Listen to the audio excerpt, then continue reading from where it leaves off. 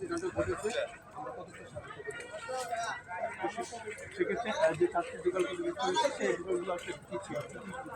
আপনার এখানে চারটে দোকানে আমরা এসে যেটা পেয়েছি একটা হচ্ছে আলুর দোকান, একটা হচ্ছে মশলার দোকান, আরেকটা হচ্ছে চাউলের আড়ত।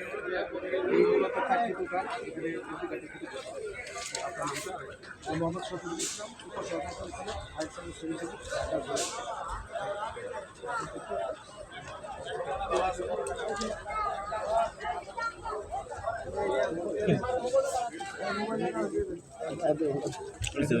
ঘটনা ঘটেছে